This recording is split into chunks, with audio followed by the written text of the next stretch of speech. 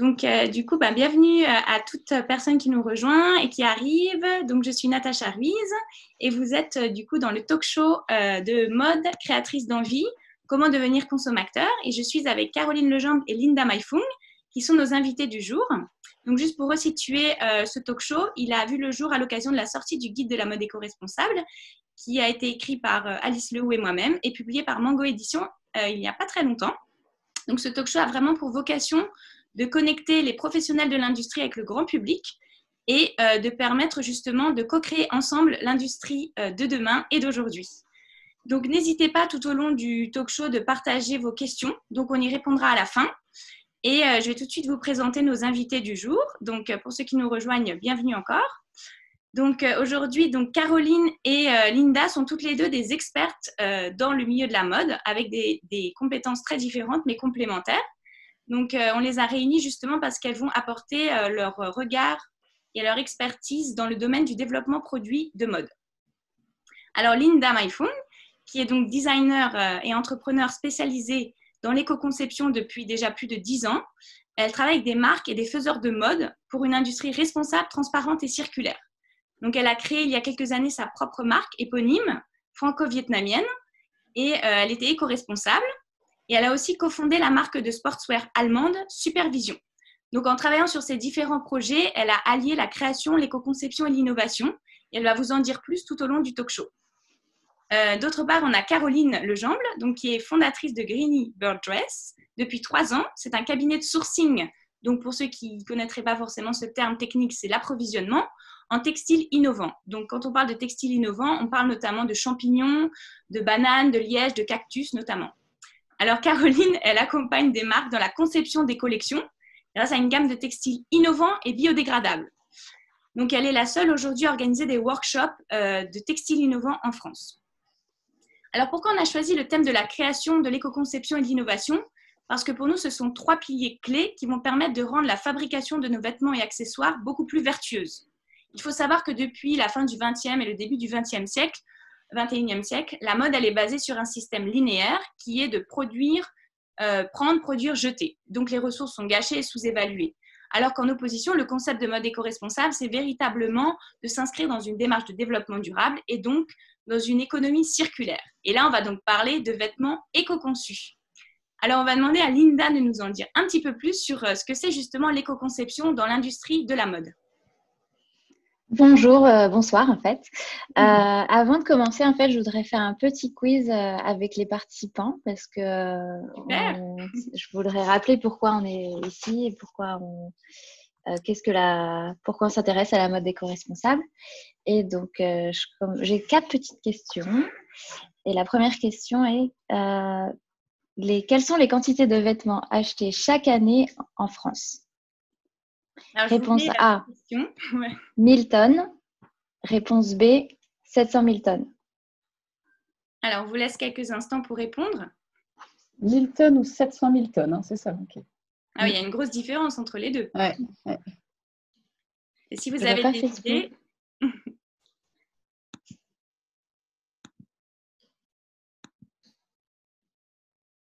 Tu veux donner la réponse? On n'a pas encore de réponse. Allez-y, n'hésitez pas pour ceux qui nous rejoignent. Bienvenue. Les quantités de vêtements achetés chaque année en France représentent réponse A, 1000 tonnes, réponse B, 700 000 tonnes. On a une réponse de Tiffaine. Elle met 700 000 tonnes. Eh bien, c'est correct. Ah, super. Bravo les filles. Il y a Karina aussi qui a répondu. Super. 700 000 tonnes, c'est marrant. Donc, sur l'ensemble de ces vêtements achetés, donc 700 000 tonnes de vêtements par an, quand même, quelle proportion n'est pas portée? Réponse A, 40%. Réponse B, 70%. Les deux, c'est énorme. Ah ouais. Celle-là, elle est connue, cette réponse, pour ceux qui nous suivent. On vous laisse comme un dingue, ces chiffres-là, en fait. Alors, qui va trouver la bonne réponse? Tu veux des réponses, là? Non, pas encore de réponse. Karina a répondu 40%. Eh bien non, c'est 70%, Karina. Ah, dommage. 700 000 tonnes. En effet, il n'y a que 30% des garde-robes qui est porté par la population en général. Donc, on voit qu'il y a quand même énormément de vêtements qui restent au fond de nos placards et qu'on oublie souvent de porter. Énormément de gâchis de ressources, quoi, du coup. Voilà, donc il y a déjà, ça commence par ça, c'est acheter des vêtements qu'on va porter au moins 30 fois. C'est un petit peu la règle d'or avant d'acheter un vêtement. Ensuite, je passe à une question un peu plus matériaux, tissus. Donc, la matière textile la plus polluante est réponse A, le coton. Réponse B, le polyester. Réponse C, le lin. Alors, vous mettez la question de nouveau dans le chat.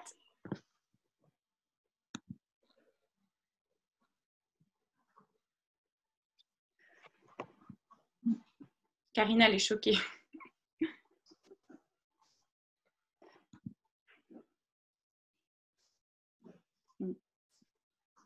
Alors, qui va nous trouver la réponse? Karina répond le coton.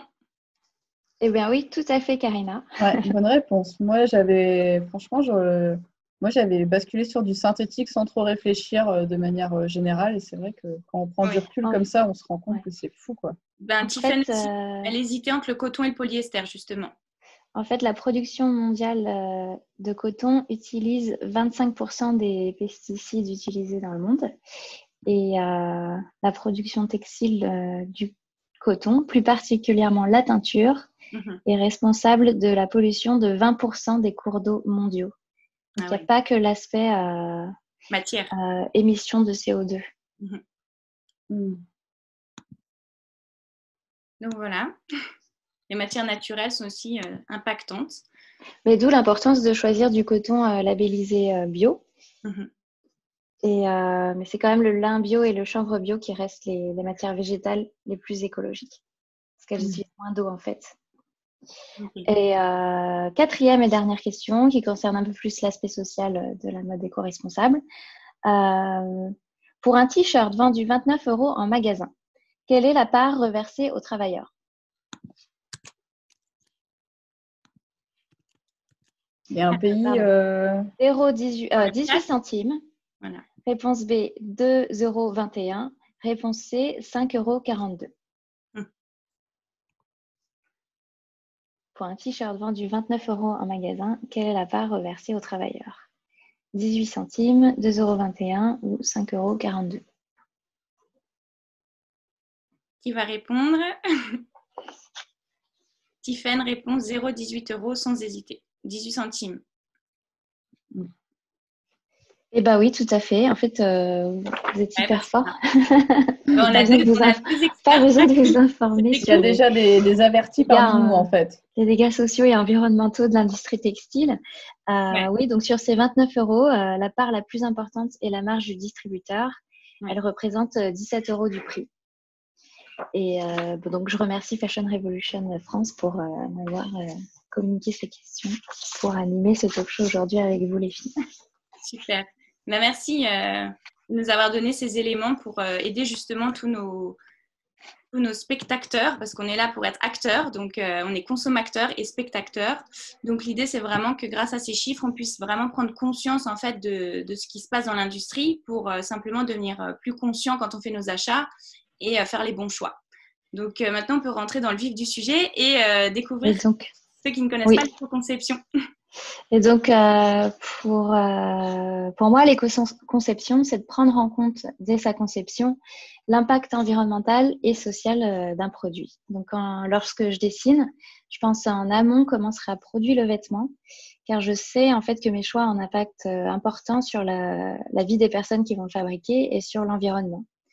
Donc, du tissu à la longueur d'une robe, le choix d'un imprimé, d'une broderie, de couleur, de teinture, quel type de fermeture. Je sais que chaque détail va compter dans l'empreinte écologique du vêtement, mais aussi va impacter la vie des ouvrières, des ouvriers ou même des travailleurs du textile qui vont participer à la conception du vêtement. Donc, autre définition, un vêtement éco-conçu s'efforce de réduire son empreinte tout au long de son cycle de vie et il s'inscrit dans une volonté d'équité sociale, d'efficacité économique et de qualité de l'environnement. C'est-à-dire que là, on prend le développement durable comme un nouveau modèle plus vertueux et qui fonctionne en boucle. On parlait de mode circulaire tout à l'heure avec Natacha. Et donc, ce modèle circulaire, il vise à limiter la consommation et le gaspillage de matières premières.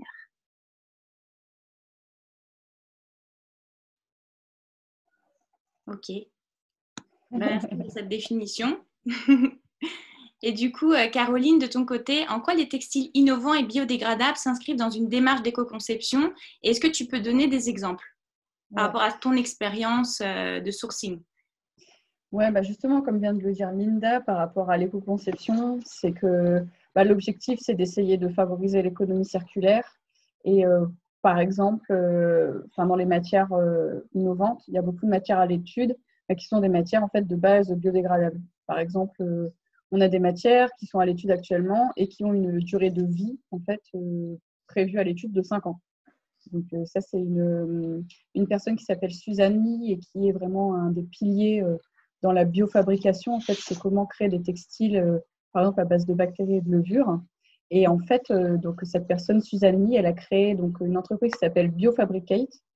Et donc, dans cette start-up, il y a une marque qui s'appelle ZOA, écrit Z-O-A. Et en gros, là, il y a vraiment, dans cette marque-là, vous allez pouvoir trouver la première matière à base de bactéries et de levures, mais commercialisable aujourd'hui. D'ailleurs, même sur YouTube, il y a pas mal d'événements et d'explications à ce sujet. Donc, voilà, pour les matières innovantes, en tout cas celles qui se dégradent de manière soit dans le jardin, donc vraiment dans la nature, ou dans le compost, ou en situation d'usine, en condition d'usine en fait, ça va rentrer dans la dynamique de l'éco-conception et de l'économie circulaire. Et après, il y a donc des nouvelles matières qui peuvent rentrer dans ce schéma. C'est des matières qui vont être le moins mélangées possible. C'est aussi un objectif. Éviter les mélanges, c'est favoriser la défibrillation, on va dire, du tissu, et ça peut favoriser le recyclage ou la biodégradabilité de la matière. Et tu peux expliquer défibrillation au cas où peut-être des personnes qui sont pas dans la technique? En fait, par exemple, vous avez un jean en denim, donc coton sergé, fil indigo. Donc, vous avez votre jean et si vous voulez le recycler, et en fait, il faut casser le tissu.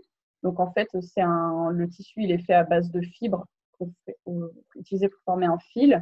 Du coup, il faut détordre le fil, il faut défibrer toutes les fibres et il faut que ce soit comme un copeau de fibres finalement pour redevenir en fait un tissu derrière. Donc, c'est tout ce processus-là qui est fait quand on veut recycler et quand on travaille avec des matières recyclées, par exemple. Si vous travaillez, je ne sais pas, du coton recyclé, étant donné que le coton, lui, il a plutôt, plus le coton a une longue fibre, plus il va être de qualité. Donc, par exemple, vous imaginez que si vous favorisez un coton recyclé, par exemple, donc oui, il va y avoir une dynamique de recyclage derrière. Donc, c'est l'impact environnemental de ce produit est plus intéressant que des fibres neuves, mais en contrepartie, les fibres seront moins longues qu'un tissu, qu'un coton en fibre vierge, en fait. D'accord. Donc voilà pour l'explication. Et pour retourner sur les matières innovantes, par exemple, là, vous avez une matière que je vous ai ramenée. C'est une matière qui s'appelle Bananatex. Donc, vous avez deux versions. Donc, une première version qui est sans induction. Donc, l'induction, c'est un terme technique, mais pour dire, c'est un après en fait qu'on met sur une matière. Donc, c'est cette matière-là. Donc, ça, c'est le fournisseur, c'est Bananatex. Et en gros, il a utilisé du tronc de bananier pour faire cette matière. Génial, j'avais jamais vu ça. Intéressant, hein? Ouais. Donc là, c'est la matière du coup, sans après. Donc en fait, c'est complètement du coup biodégradable. Et après, vous avez donc ce même fournisseur qui propose également ce tissu, mais avec une version avec du coup une induction. Et en fait, l'induction, c'est donc une couche pour ajouter une déperlance, par exemple, sur votre tissu. Mais le désavantage, finalement, c'est que c'est pas biodégradable. Voilà. Donc après, il y a des inductions qui sont à l'étude. Mais bon, en tout cas, voilà, ça, c'est des matières, en tout cas, en termes d'innovation qui peut se faire en ce moment. Après, vous avez une autre matière que je vous présente ici, qui est donc une matière qui vient donc tout droit d'Italie. Et en fait, c'est du champignon. Ok. Donc, pareil, là, dans son milieu, dans son état naturel, il est complètement biodégradable. Par contre, si vous voulez lui ajouter une déperlance, voilà, si vous voulez en faire un sac et que vous voulez que ça soit protégé s'il pleut dessus, ben, il faut mettre une petite cire qui peut être végétale. Du coup, vous pouvez conserver l'aspect biodégradable. Donc ça, c'est un exemple aussi. Et sinon, en termes en tout cas de nouvelles matières qui peuvent rentrer dans une démarche d'éco-conception, vous avez des chercheurs au Mexique qui ont travaillé sur une induction qui est à base de pulpe de cactus. Donc, en gros, là, derrière, vous avez une maille classique. Et en fait, ici, vous avez l'induction qui est à base de pulpe de cactus, quoi. Et donc, qui peut être une alternative au cuir, c'est ça? Tout à fait. Ouais, tout à fait. Ouais, c'est ça. Et du coup, l'induction, c'est ce qu'on applique sur les tissus pour leur donner des effets différents. Pour améliorer leurs propriétés mécaniques. Donc, voilà, si vous voulez un aspect, je ne sais pas, brillant, peau de pêche, un aspect imperméable ou déperlant, et ben vous appliquez voilà, un enduit de finition, si je peux donner le terme en français, qui permet voilà, d'apporter une propriété intéressante à la matière, en tout cas qu'elle n'aurait pas sans cette induction. Et là, vous voyez, par exemple, le cactus, en tout cas, ça donne un aspect brillant. Vous pouvez faire pas mal de choses avec, ça offre des perspectives, quoi. Mais c'est 100% fibre de cactus ou c'est… En pulpe de cactus, ouais. Pulpe 100%. de cactus, pardon. Oui. Ah, waouh. Et ça, cet aspect brillant-là, incroyable. Ouais, et il y a plusieurs aspects. Hein. Là, par exemple, j'ai d'autres échantillons, mais là, il y a la finition, celle-ci est brillante, mais vous avez des finitions aussi mates. Est-ce que c'est durable, du coup? C'est ce qu'on me demande souvent sur les matériaux naturels ou issus de végétaux. Ouais, c'est une très bonne question. Et moi aussi, on me la pose beaucoup. En fait, la durabilité donc, de la matière, donc la biodégradabilité de la matière, en fonction des inductions, ce n'est pas forcément dans tous les cas biodégradable. Par exemple, le Pignatex. La fibre d'ananas, du coup? Oui, c'est ça. Pignatex, là, j'en ai ramené également ici. Oui, c'est le Pignatex là. Donc, Pignatex, c'est donc une matière réalisée à base donc, de feuilles d'ananas. Et en fait, l'induction mise en fait, sur ces matières pour pouvoir avoir des propriétés intéressantes, pour pouvoir en faire des sneakers, des sacs, quand même des choses où on demande des fonctions et une résistance quand même assez importante. Ouais. Il y a des inductions positionnées dessus qui font que la matière n'est pas du tout biodégradable. Et en fait, l'avantage, c'est qu'on utilise un déchet qui est destiné à être incinéré. L'inconvénient, c'est que finalement, pour en faire un sac, on en arrive à une matière qui n'est pas biodégradable. Par contre, donc pour le cactus, je ne saurais pas te dire à 100% si c'est biodégradable ou pas. J'aurais tendance à dire que ce n'est pas biodégradable. Mais si c'est comme Pignatex, ils sont en ce moment, leur cellule R&D en fait est en train de développer une induction du coup biodégradable qui pourrait apporter du coup les propriétés intéressantes et nécessaires pour créer des accessoires ou des vêtements avec, mais qui permettrait également de répondre à la promesse sur la biodégradabilité de la matière. C'est une vraie question, ça, c'est clair. Mais c'est super intéressant de découvrir toutes ces matières justement qui peuvent devenir biodégradables, voilà, on est dans un cercle fermé jusqu'où de l'éco-conception dont on parle, berceau à berceau, et elle revient à la matière, à la nature en fait. Donc ça, c'est hyper révolutionnaire. Donc, c'est super intéressant. Merci de nous partager toutes ces nouvelles matières qui vont être les matériaux. Tu penses dans combien de temps on va retrouver ça dans les magasins de manière plus démocratisée?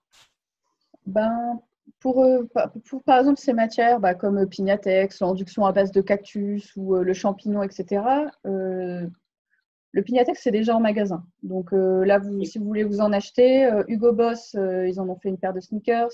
Puma, à l'époque, ils en avaient fait également une paire. Vous avez Camper aussi qui en propose. Donc, c'est déjà commercialisé. Ça a déjà fait la preuve du concept. Après, vous avez des possibilités de vous procurer, par exemple, des chaussures avec du liège. Vous avez... voilà, il y a pas mal de choses qui sont déjà faites. Après...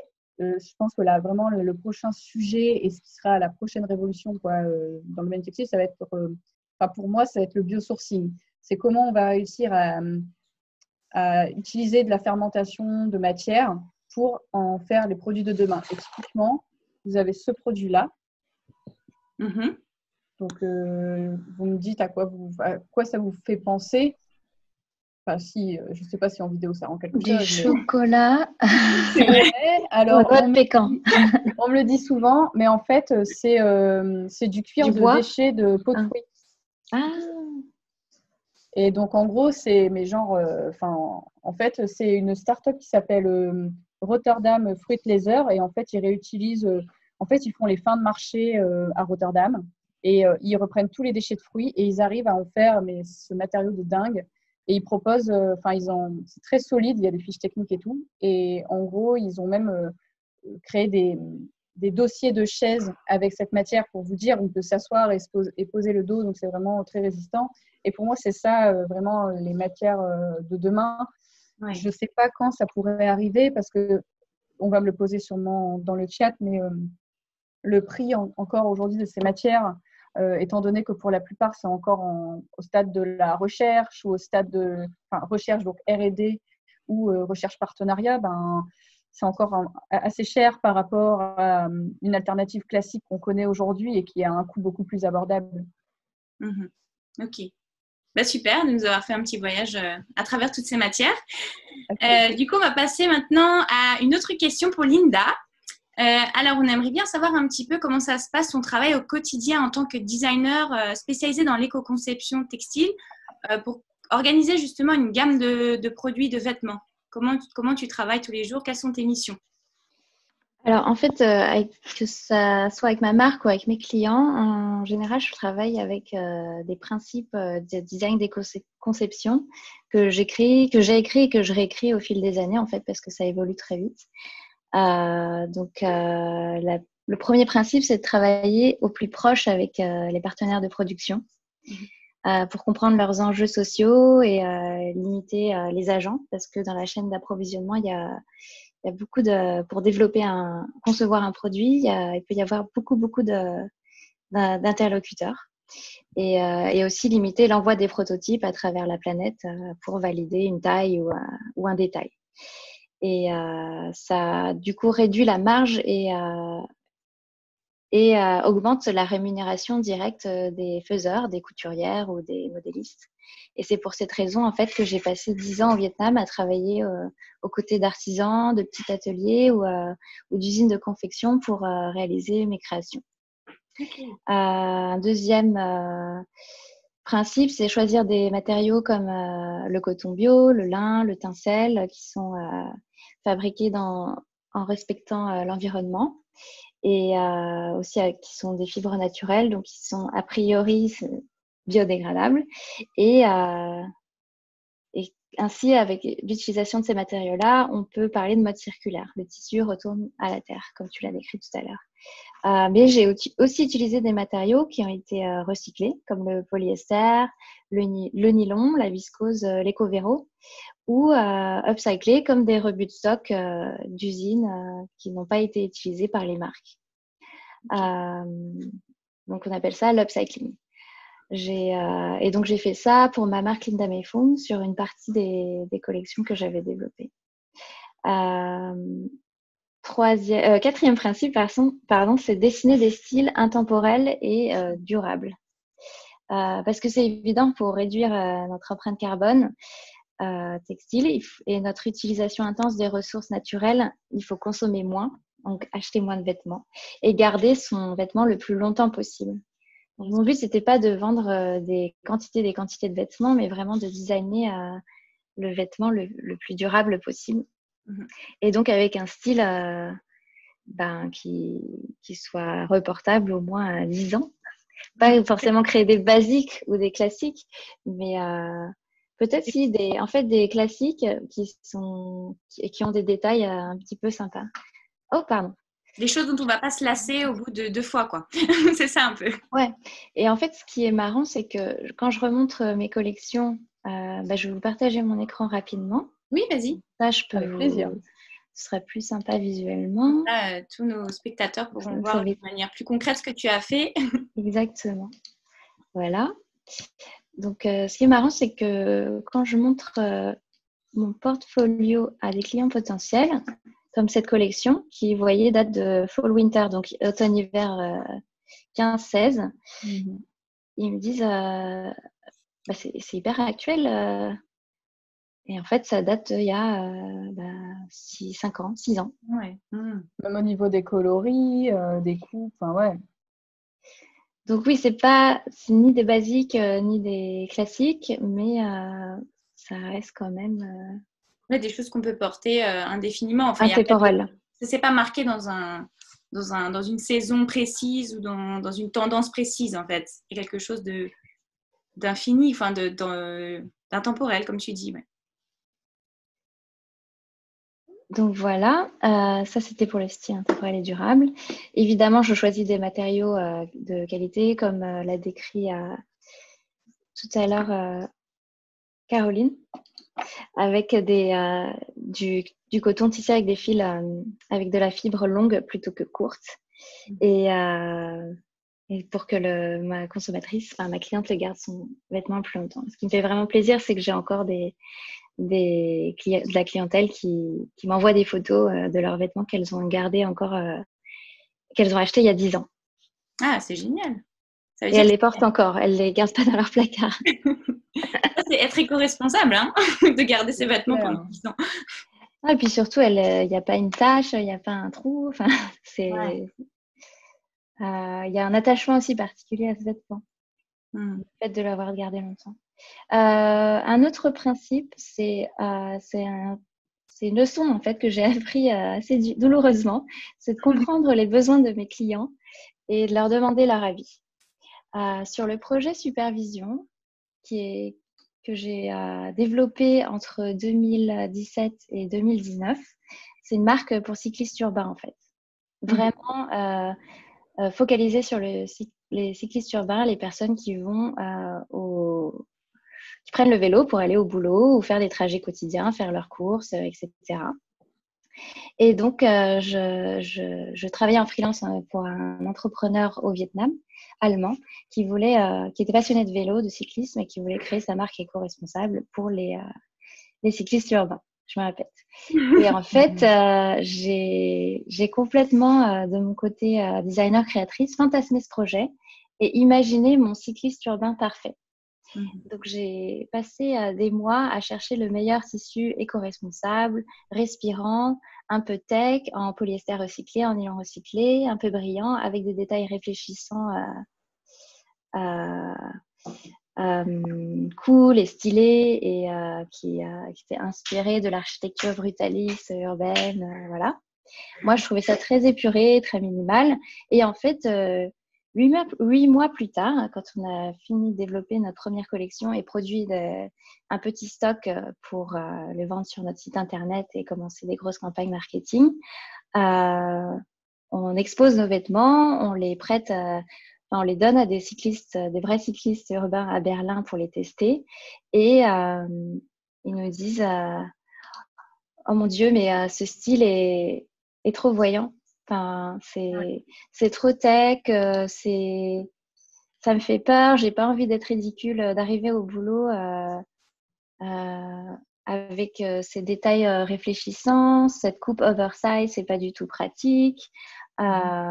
C'est bien sympa ces petites poches waterproof, mais j'en ai pas besoin. Ok. Donc j'avais passé. Ouais, c'est ça. J'avais passé 8 mois en fait à développer les meilleurs vêtements pour cyclistes urbains, mais sans demander l'avis des usagers, en fait, des utilisateurs et de la clientèle potentielle. J'ai pris beaucoup de plaisir à développer cette collection, mais après j'étais attristée en fait qu'elle ne convienne pas en fait au style et au goût de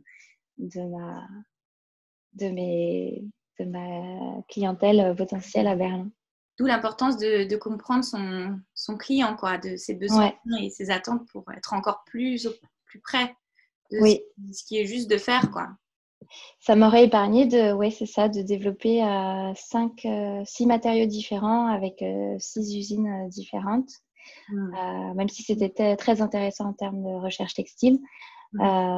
et de me focaliser sur et du coup de pas dépenser tout mon budget à développement et beaucoup de temps à me former sur les vêtements techniques en fait parce que moi je venais de Linda May Fung, c'est vêtements chic et féminin en soie et en coton bio et là c'était que des matériaux techniques et écologiques du coup.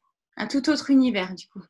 Mais j'ai beaucoup appris et en fait ce qu'on a fait par la suite c'est appliquer la méthodologie du design thinking où dès qu'on sortait un prototype, on allait en salon où on allait rencontrer des groupes de cyclistes urbains comme des personnes qui faisaient de la compétition ou des gens qui étaient vraiment fanas et qui roulaient tout le temps en ville comme pour leur hobby et on leur faisait tester nos vêtements sur des milliers de kilomètres et on leur posait plein de questions sur le confort, le style, les détails et aussi leur mode de vie en fait et la pratique du cyclisme dans leur quotidien. Ok. Et, c'est ce qu'on appelle la co-création. Aujourd'hui, il y a pas mal de marques éco-responsables qui font ça en France, surtout les DNVB parce qu'elles peuvent pivoter assez vite vers des nouveaux modèles ou des nouveaux styles. Et je trouve ça hyper intéressant en fait de co-créer son vêtement avec sa clientèle, son utilisateur, parce qu'il y a vraiment un aspect, on dit empowerment en anglais, un aspect de... Ouais, là, le consommateur prend vraiment le pouvoir, en fait, sur la décision des matériaux, s'ils doivent être plutôt plus éco-responsables ou plus confortables. On ne leur demande pas forcément de décider de la couleur ou du prochain print, mais en tout cas, qu'ils nous donnent leur avis sur leurs besoins et sur les problèmes qu'ils ont envie de résoudre. Que les designers résolvent dans leur quotidien, en fait. C'est ça. Ouais, c'est super intéressant, en tout cas, de voir le cheminement que tu as eu aussi et aujourd'hui, comment grâce à ces expériences, tu peux encore plus ajuster, en fait, le concept de l'éco-conception dans ton travail. Ouais. Bah, en fait, le directeur de l'usine qui était mon associé sur supervision avait les mêmes valeurs que moi. J'ai eu beaucoup de chance. J'ai eu plein de temps pour développer, apprendre et aussi travailler un peu en RSE sur supervision. Tout le concept du branding, je ne sais pas si vous voyez là, cette photo. En fait, à l'intérieur de cette veste en jean, on imprimait en fait le poids en CO2 de la consommation, le poids en CO2 des émissions CO2 de la production de la veste en jean en fait, mais que sur les matériaux. Génial.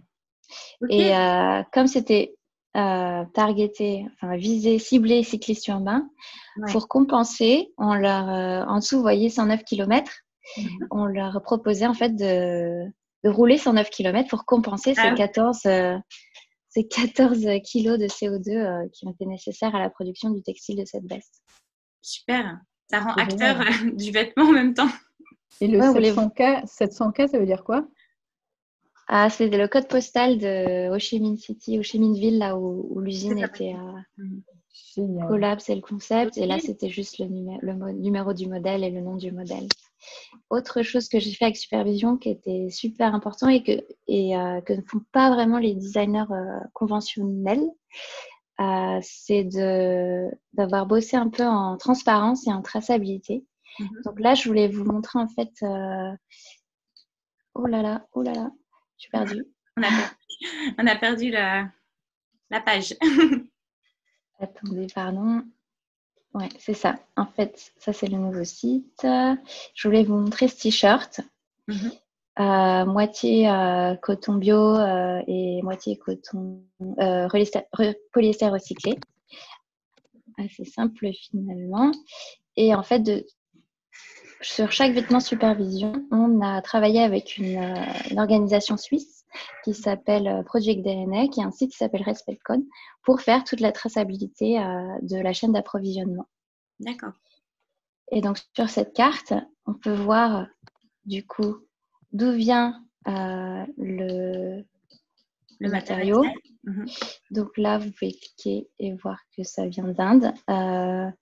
Le polyester, en fait, c'est c'est au choix du fournisseur de nous communiquer ou pas, enfin s'il a envie de communiquer publiquement. Et donc pour le coton bio, ça venait d'Inde. Pour le polyester recyclé, on n'avait pas le droit de le publier, on n'a pas eu d'autorisation. Et du coup, et en fait, l'usine de tissu était du coup en Thaïlande.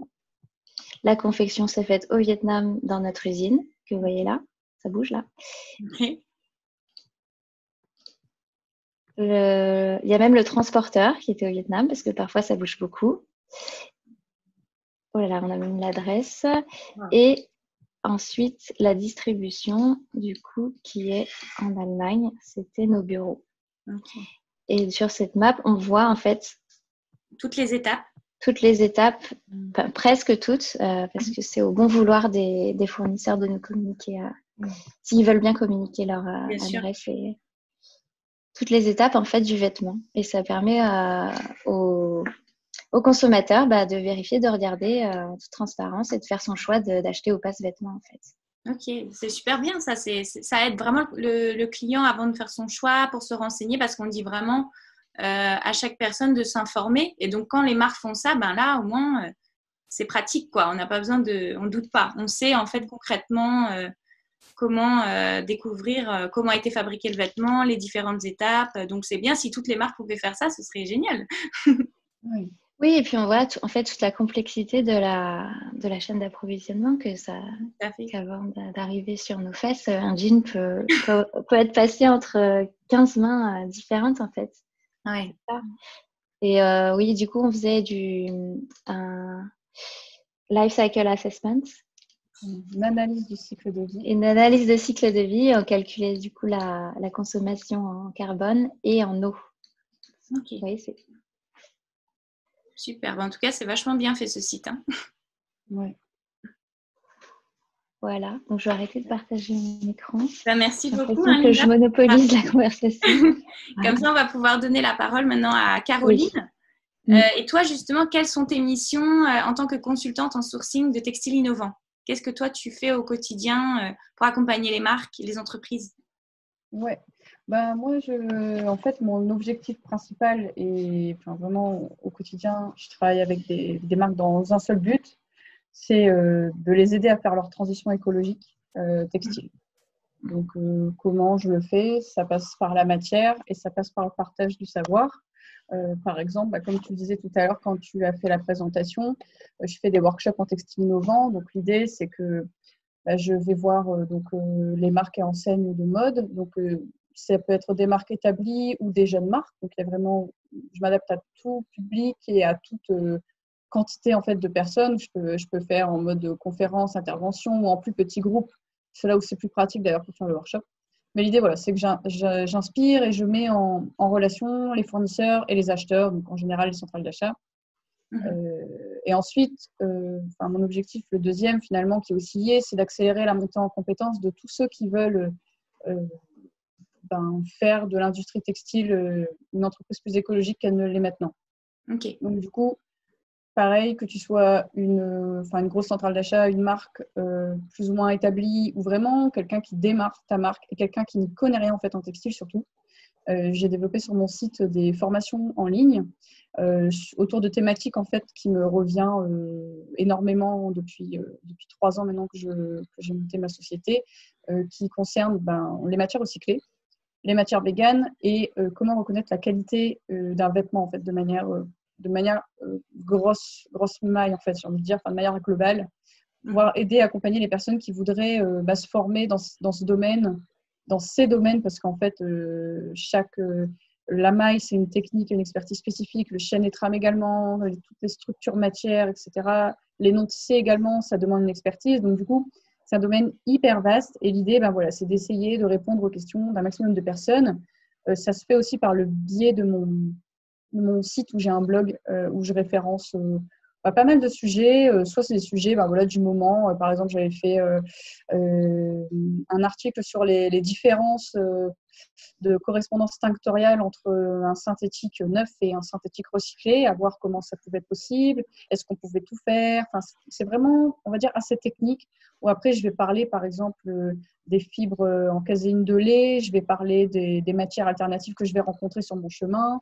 Enfin, voilà, c'est vraiment plutôt en mode découverte. Et puis après, quand je rencontre une marque voilà, intéressante que je juge marque plutôt exemplaire, en tout cas, je la mets aussi sur mon site et puis je fais une petite interview pour dire, de mettre en avant en fait ces marques-là qui essayent de mettre l'écologie au cœur de leur business model, parce que ça, c'est aujourd'hui, il y a deux thématiques, quoi. Soit on a la marque qui démarre et qui peut mettre l'économie circulaire, l'écologie en son centre, ou soit on est sur une marque un peu plus établie qui a déjà une clientèle qui n'est pas du tout appétente à ça, mais qui doit quand même faire sa transition, parce qu'en fait, c'est pas un choix aujourd'hui finalement. On a les lois qui commencent à passer, on a la feuille de route économie circulaire l'année dernière qui est sortie, avec des directives, avec des échéances à 5 ans. On a la loi l'année dernière également qui est sortie sur l'interdiction de brûler les invendus, puisque jusqu'à l'année dernière, c'était une pratique qui était courante dans ce milieu, malheureusement. Donc voilà, il y a plein de choses qui se mettent en place. Et en tout cas, moi, au quotidien, c'est que j'essaye d'analyser un peu ce qui se passe. Donc, je peux faire soit un audit, je fais des préconisations sur la traçabilité matière et je peux faire aussi la mise en place du coup opérationnelle des projets que je préconise. Ok, super riche Voilà. ce que tu fais. Et Ouais. pour rentrer un petit peu plus, s'adresser un peu plus aux consommateurs, donc consommateurs, souvent les personnes se demandent quel type de matière il faut privilégier, ils ne savent pas trop comment s'y retrouver. Et du coup, comment tu peux garantir, enfin conseiller les matières pour s'assurer que c'est un produit éco-conçu? Quelles seraient les matières à privilégier? Ben, si je pouvais donner un conseil, je dirais qu'il faudrait favoriser déjà un maximum les matières où il n'y a pas de mélange, donc le moins de mélange possible. Après, dans certains cas, vous allez être obligé d'intégrer de l'élastane pour que votre produit a quand même une élasticité. Donc, voilà, il y a quand même parfois des obligations, mais favoriser un maximum les matières à 100%. Et après, je dirais, si vous avez des matières à favoriser et que vous êtes sur des fibres, donc coton ou des fibres végétales, animales, pardon, et ben, il faudrait favoriser les fibres les plus longues. Donc, comment vous pouvez vous rendre compte de ça en tant que consommateur? Parfois, les marques, elles vont vous indiquer que, par exemple, ce coton, c'est un coton à fibres longues. Parfois, indiquer la mention PIMA ou SUPIMA. Donc, ça, du coup, c'est des gages de qualité. En tout cas, c'est des gages de fibres plus longues que les fibres conventionnelles. Donc, ça peut être un élément intéressant. Après, sinon, vous avez l'alpaga, baby alpaga, qui peut être une alternative intéressante parce que c'est des matières très qualitatives. Et après, je dirais, si vous faites par exemple du sport et que vous êtes obligé d'acheter un synthétique parce qu'à un moment donné, c'est des matières qui s'y prêtent, il faut dire ce qui est aussi. Donc dans un cas où on n'a pas forcément le choix, je dirais d'essayer de favoriser dans ces cas-là, pourquoi pas des polyamides recyclés. Polyamide, du coup, pour la douceur, et recyclé, mais du coup, qui vient peut-être plutôt d'Europe. Parce que, en tout cas, pour le moment, en Europe, sur les matières recyclées, il y a quand même une meilleure traçabilité qu'ailleurs. Donc, je dirais ça. Et pour finir, je voulais aussi parler du lin. Et d'ailleurs, je vais vous partager mon écran parce que j'ai un truc. J'ai une marque à vous montrer qui pour moi est vraiment intéressante par rapport à son travail autour du lin. C'est une marque qui s'appelle Freytag. Je ne sais pas si vous connaissez. Donc Freytag, ils sont connus pour réutiliser des... Tu me dis Linda ou Natacha, vous me dites si je me trompe, mais pour réutiliser des chutes d'affiches publicitaires. Oui, des bâches. Non. Oui, c'est ça, des bâches publicitaires pour en faire des sacs. Donc ils ont été vraiment connus pour ça. Et donc là, ils ont développé en fait un jean à base de 100% lin. Alors, hop, si j'essaie de toucher ça. Voilà. Et donc là, en fait, alors du coup, 100% lin, 100% biodégradable, carrément dans le jardin. Donc en fait, c'est juste un truc de dingue. Et en gros, ils ont vraiment pensé à tout. C'est que finalement, vous avez tous les accessoires, donc appelés du coup dans le jargon technique trim, quoi, qui qui n'est pas biodégradable. Mais en revanche, la petite astuce qu'ils ont trouvée, en fait, c'est donc le bouton, c'est vissé. Donc, en fait, il n'y a pas de fermeture, du coup, c'est que des boutons. Et lorsque vous voulez donc jeter dans votre compost ou à la poubelle ou dans votre jardin, j'en sais rien, votre jean, et ben, il vous suffit de renvoyer le bouton à la marque. Et comme ça, la marque, elle peut réutiliser le bouton pour faire un nouveau pantalon. Ok. Génial. Ouais. Et alors, par contre, en termes de prix, j'avais regardé, ça peut vous donner une idée. En termes de tag. Hop. Ah oui, Ouais, pour donner un peu une idée. Hop. Shop. Pantalon. J'espère que le pantalon, il se décomposte pas sur soi. Non. Alors, par contre, ça, si je peux rassurer, non. Puisque, en fait, pour que la décomposition soit entamée, il faut qu'il y ait des conditions en termes de chaleur et de luminosité. Enfin, en fait, il faut qu'il soit en pénombre ou en lumière. Enfin, je ne sais même plus, mais bref. D'accord. Okay. Il faut qu'il y ait quand même un certain nombre de conditions qui soient rassemblées pour qu'il y ait le processus de combustion du coup des matières qui commencent à se faire. Donc, on est sur 190 € de le pantalon pour info. Ok. Et donc, tu peux l'enterrer dans ton jardin? Ouais, carrément. Ah ouais, c'est incroyable comme. Ouais, c'est quand j'ai vu ça. Comme innovation. C'est des dingues. Ah ouais, trop bien. Ouais. Génial. Merci pour ce partage intéressant. Du coup, on va arriver à la dernière partie de notre talk show. Donc, pour ceux qui sont encore là pour suivre l'intervention de Linda et de Caroline, n'hésitez pas à poser vos questions dès maintenant et on va y répondre dès qu'on a fini le dernier point qu'on voulait aborder. Ça concerne les critères d'éco-conception en fonction des tailles des entreprises, parce qu'on se doute bien qu'on ne peut pas l'intégrer forcément de la même manière si c'est une petite marque ou une grosse marque. Donc, quels vont être les critères en fonction des entreprises et jusqu'à quel point on va pouvoir intégrer l'éco-conception et l'innovation à l'ensemble de la production d'une marque en fonction de sa taille, justement. Qui veut commencer?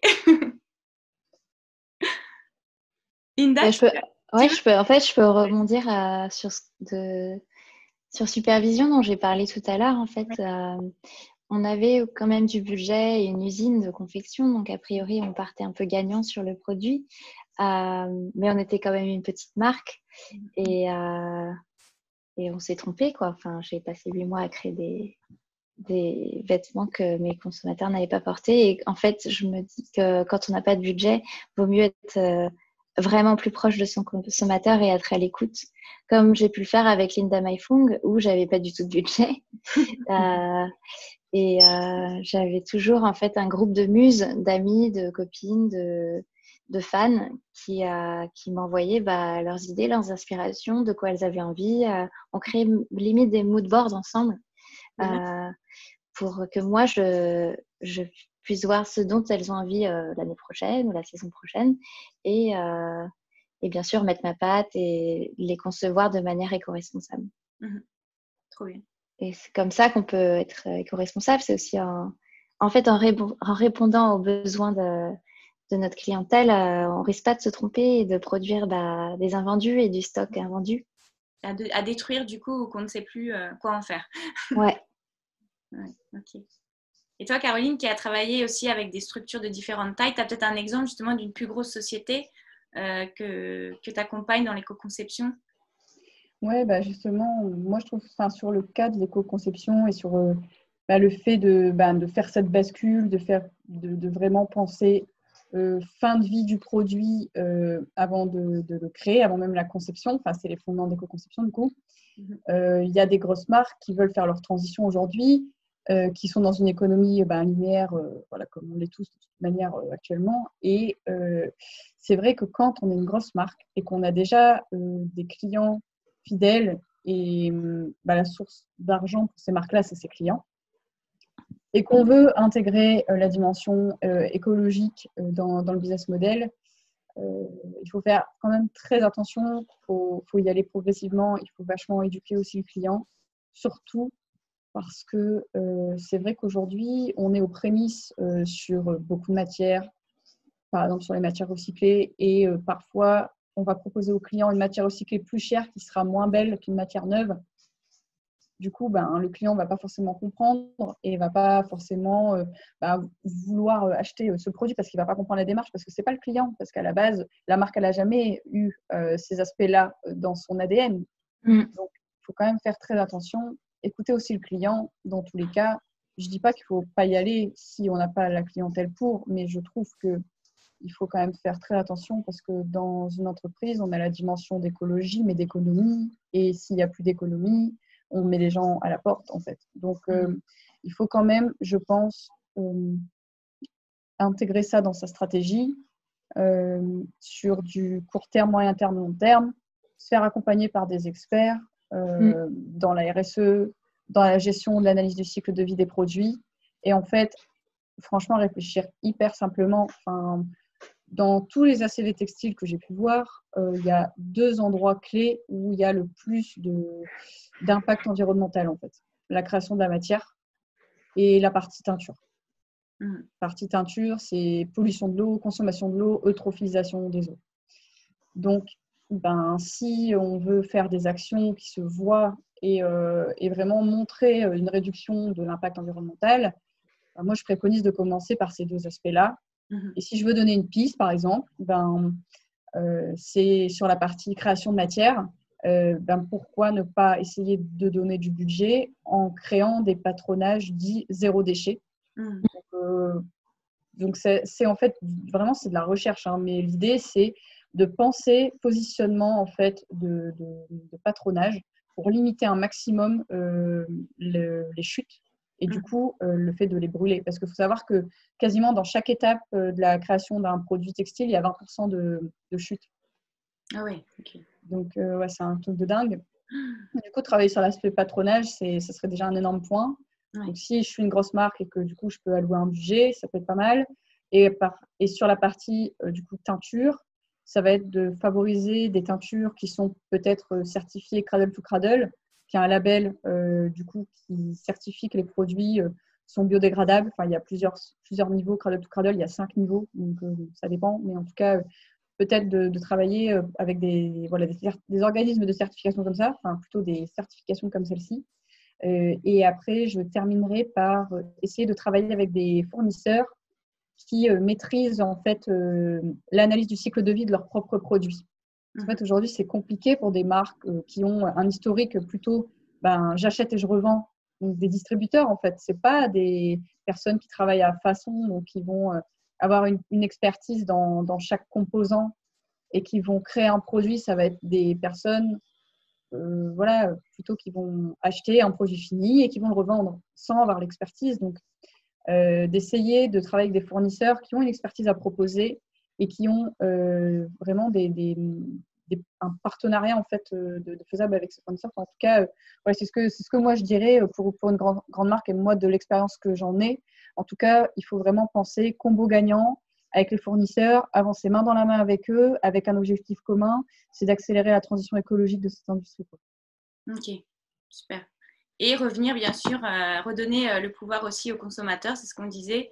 Du coup, c'est pour ça qu'on veut vraiment créer le lien entre les professionnels et les clients pour que vous aussi, vous puissiez contacter les marques, justement, et leur demander de changer la production, de revoir les matières. Voilà, on a besoin, en fait, que les consommateurs s'impliquent. C'est pour ça qu'il y a eu la Fashion Revolution, du coup, suite à l'effondrement du Rana Plaza au Bangladesh. Et du coup, c'était la volonté de dire Who made my clothes? Qui fait mes vêtements? Et d'interroger les marques pour les pousser aussi à changer. Si elles voient que les consommateurs ont envie de changer, elles vont aussi elles vont plus avoir le choix, en fait. C'est une question de survie même pour les marques. Sinon, elles vont perdre leur clientèle aussi. Donc, voilà. De toute façon, c'est vrai, hein, tu as raison. De toute façon, le client,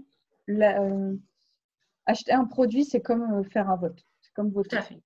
Et le client, il a la possibilité de voter et il va voter, il va mettre son porte-monnaie, enfin du coup l'argent dans une marque ou un autre et c'est comme s'il votait. Et s'il va voter pour une marque qui fait preuve de transparence, qui montre en fait, comme là avec ta marque Linda, une cartographie des fournisseurs, qui va montrer, je ne sais pas, par exemple une réduction des impacts carbone, d'année après année et qui va en fait montrer, eh ben, si on achète, on va voter pour ce genre de démarche et favoriser.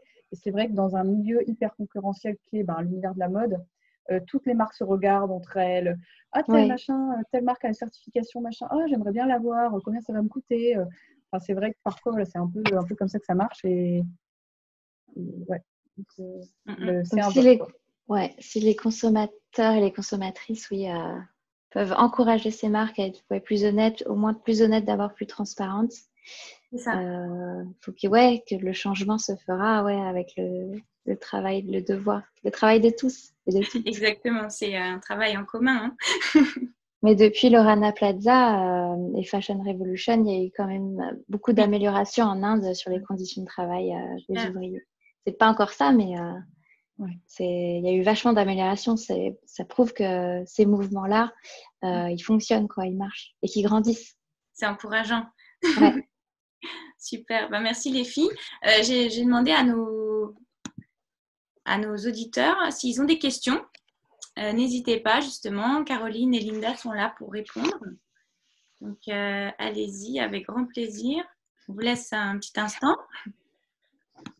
Merci en tout cas d'avoir suivi ces échanges. J'espère que ça vous a apporté des informations, plus de compréhension, comment ça se passe, l'importance que vous avez aussi à jouer dans le futur de toutes ces marques. Donc voilà. Bon, on n'a pas encore de questions. Karina qui était là tout à l'heure, Tiffaine, Laurine. On a des personnes Natacha, tu n'as pas de questions, Natacha? Non, pas pour l'instant. Peut-être c'était tellement clair qu'il n'y a pas besoin de poser de questions. C'était complet. Voilà. Bon, n'hésitez pas à nous faire un petit commentaire juste pour nous dire si ça va pour vous. Voilà, comme ça on peut on peut vous quitter, vous souhaiter une bonne soirée. Bon, sur ce, je ne sais pas si vous vouliez rajouter un petit mot avant qu'on se quitte, les filles. Un petit mot de la fin. Oui, moi je voudrais te remercier, Natacha, et puis Linda aussi. Merci aussi pour le guide de la mode éco-responsable, surtout. Parce que je pense que c'est un bouquin qui va servir en fait aux consommateurs, mais également aux personnes qui travaillent actuellement dans cette industrie. Parce que parfois, en fait, les gens ont un peu la tête dans le guidon et ne sont pas forcément aguerris, avertis. On ne leur demande pas forcément de tout savoir. Et du coup, je trouve que c'est vachement condensé en termes d'informations. Et je trouve que dans ce livre, il y a pas mal de personnes qui peuvent être, qu'on pourrait contacter. Si par exemple, on a une question, moi, c'est ce que je me dis. Grâce à ce livre, j'ai comme une liste de contacts, en fait, de personnes que je pourrais clairement contacter. Donc ça, du coup, je trouve que c'est super. C'est vrai que c'est très riche et très accessible aussi. Et pour moi, ça me rend encore plus optimiste pour l'avenir de la mode, en fait, parce que je pensais que c'était encore assez pionnier en France et finalement, il y a beaucoup d'acteurs très engagés dans la mode éthique. Oui, ça bouge. Ouais. C'est pour ça qu'on voulait les rassembler justement pour montrer tout ce qui se passe et que les choses, elles sont vraiment en train de changer en profondeur. Donc, ça prend un peu de temps, mais on ne veut pas que ce soit juste passager. Donc, forcément, ça prend du temps et à chacun d'entre nous de s'engager justement dans ça. Et on a des petits retours positifs de Tiffaine qui dit merci beaucoup pour ce talk show hyper instructif. Donc voilà, les filles, pour vous encourager aussi. Et Laurie, c'était très clair. Merci pour cette intervention de qualité. Donc voilà. Bon, c'est cool. Tant mieux, on est content si ça a pu vraiment vous éclairer. Et du coup, n'hésitez pas si vous avez envie d'en savoir plus sur d'autres domaines de la mode éco-responsable. Il y a le guide qui est disponible du coup sur le site de la FNAC ou bien Place des Libraires si vous voulez l'acheter chez votre libraire de votre ville ou de votre quartier. Et donc, on vous retrouve pour un prochain talk show prochainement. Et n'hésitez pas à nous faire part de vos commentaires, des questions que vous pouvez avoir pour qu'on puisse enrichir encore plus les contenus qu'on vous propose. Et on vous remercie vraiment de nous suivre et de partager encore cette vidéo pour la diffuser un maximum, pour qu'un maximum de personnes puissent encore être touchées et qu'on puisse aller plus vite dans la transition du changement de cette industrie qui est cruciale. Voilà. Merci. Merci beaucoup. Merci Natacha. Merci à tous. Salut. À tous. Salut. Merci beaucoup.